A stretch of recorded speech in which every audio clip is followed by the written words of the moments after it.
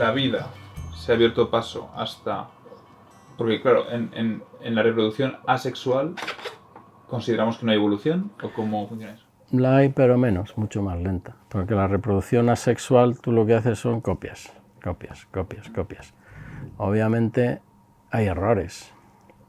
Hay errores en esas copias. Digamos que o sea, normalmente no los hay, pero pueden ocurrir por factores también ambientales o lo que sea, ¿no? Exactamente. Hay, por ejemplo, los virus, que son también la bomba, la pera limonera. Pues tienen distintas formas de reproducirse y se pueden integrar en una célula y aprovechar el mecanismo de la célula para reproducirse, pueden intentar hacer copias de sí mismos simplemente en el entorno celular, pero como son organismos sencillos, tienen pocos mecanismos de protección frente a los errores. Las bacterias les pasa un poco igual. Las bacterias son también la bomba, pero bueno, pues su tipo de metabolismo, de biología celular, sin núcleo muchas veces, etcétera, pues hace que se cometan más errores a la hora de hacer las copias. Y eso es una fuente de variación. Lo que pasa que esos errores, pues claro, te la juegas. Son errores pues, muchas veces catastróficos. Es lo que llamamos mutaciones. Las mutaciones, pues hay muchos factores que pueden alterar directamente el material genético de manera, en general, catastrófica. Aunque hay algunas mutaciones que, mira tú por dónde, da la casualidad que van bien y son guays. Que eso pasa también en la reproducción sexual, claro. La reproducción sexual tiene una ventaja y es que esa variación es mucho más controladita y está muy bien pensada, de forma que esa variación en general es al revés, no es catastrófica, sino que es una variación que está bien asumida por... ¿Las mutaciones te refieres? No, la recombinación. La recombinación genética De las células sexuales. O sea, digamos que la mutación introduce variación, pero aleatoriamente, pero es peligrosa. Sí. Sí, mucho más. Si tú introduces, bueno, esto también me viene a la cabeza, pues conceptos de caos y orden, ¿no? Es decir, si introduces por ejemplo, el ADN es información ordenada, ¿no? De cierta manera, que si introduces un elemento aleatorio, claro, lo más normal es que sea... Claro, si tú cambias ahí, coges un trozo, lo quitas, lo pones, lo cambias, lo machacas o directamente desaparece, pues a lo mejor tienes suerte. Sí, pero que lo más normal es que no. Lo más normal es que no la tengas. Y la reproducción sexual es al revés. Lo normal es que las cosas vayan bien. Esa variación es una variación asumida y controlada. Aunque puede ocurrir que alguna de la variación que se produzca puede ser dañina. O sea, digamos que por un lado el riesgo de la mutación es mayor que el riesgo de la recombinación, si queréis verlo así. Bueno, son formas en las que, bueno, pues la naturaleza introduce variación, en fin, hay otras, ¿no? Pero bueno, que introduce variación que luego ya se encarga la selección natural de decir si va o no va. En la reproducción sexual son muy importantes las mutaciones, o realmente solo con cómo funciona, digamos, la genética y la recombinación genética ya es suficiente para que pueda producirse estas evoluciones? Sí. O sea, la reproducción sexual es el gran invento de la naturaleza. Es la bomba.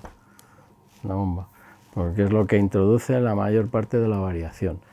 También las mutaciones, pero bueno, con más riesgo y con otras consideraciones.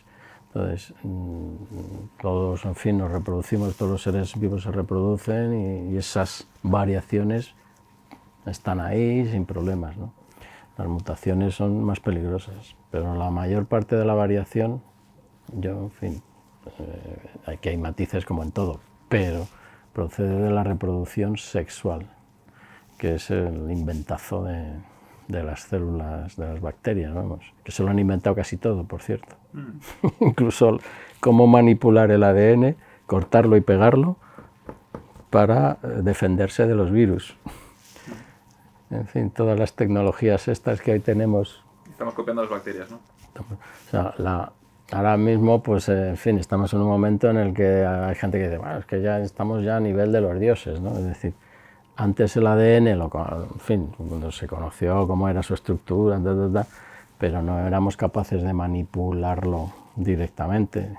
Teníamos que un poco hacer lo que hacía Darwin con las palomas o los criadores, ¿no? Bueno, voy a juntar esto con esto, a ver qué sale, voy a poner esto aquí, a ver qué pasa, si no va bien, no va bien, a lo mejor arreglo una cosa y estropeo otra, y había un poco esa dinámica, porque no controlábamos el ADN tal como lo controlamos hoy, que directamente es como meterlo en el Word y decir, lo quiero así.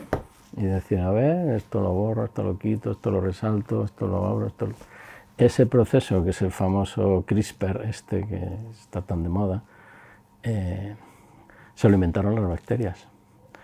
Y lo descubrió el español, el valenciano Mujica. Nunca me acuerdo de su nombre.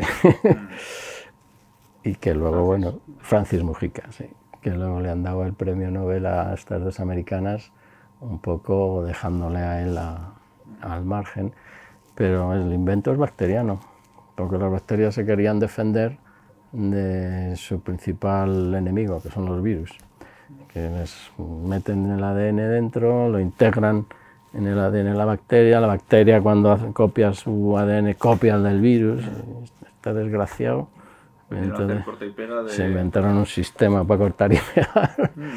O sea que, pero claro, eso nos da la posibilidad de manipular el ADN a nuestro antojo, que ese es digamos, en términos evolutivos, la pregunta que se están haciendo muchos biólogos, muchos científicos: ¿qué vamos a hacer con esa capacidad? Y, en fin, como ya sabemos qué hacemos con las cosas, los humanos, pues tiene mucho peligro.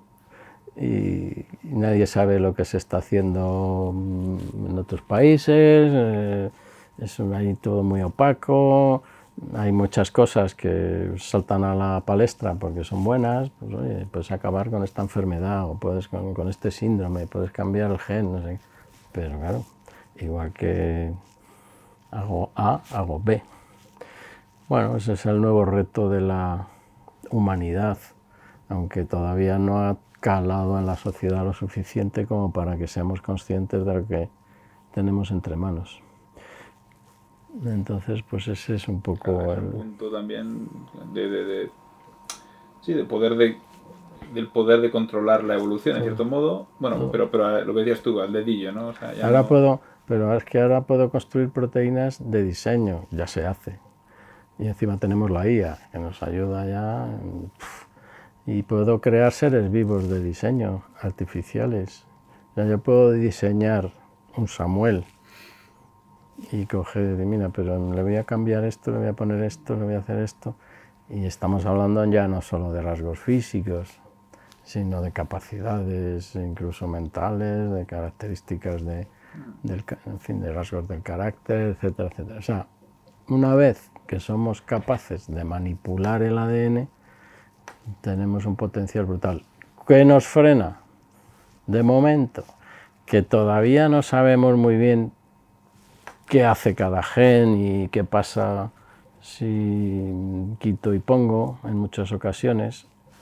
Hay casos en los que está muy claro y ya está, pero hay otros en los que no tenemos tan claro.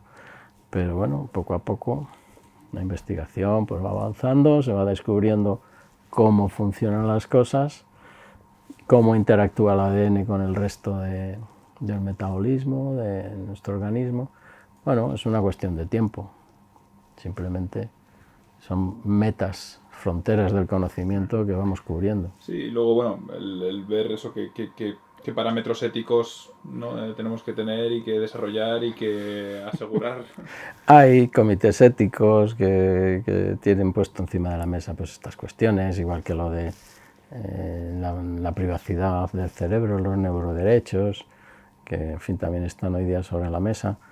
Pero claro, son cosas muy incipientes que, en fin, requieren de mucha reflexión y de mucha honestidad, digamos, científica, política, social, porque una vez que tenemos la capacidad, Ya. Sí. En fin, no hace falta irse muy lejos y tenemos todo el tema de Las bombas. las bombas, de decir, si todo eso está muy bien y sirve para crear centrales nucleares y energía y lo que tú quieras, pero sabemos lo que hacemos los humanos cuando tenemos Cuando se puede. la posibilidad. Ya. Y entonces, pues ahí hay, en fin, cuestiones muy de fondo y que van a requerir mucha discusión y mucho conocimiento de la gente. Claro, ¿cómo haces tú que todo el mundo sea consciente de esa problemática y cómo hacen los que van a gobernar, los partidos políticos, para dejar claro qué es lo que piensan hacer y la gente va a votar en consecuencia, etcétera, etcétera, etcétera? Como veis, no soy muy optimista. Vaya reto.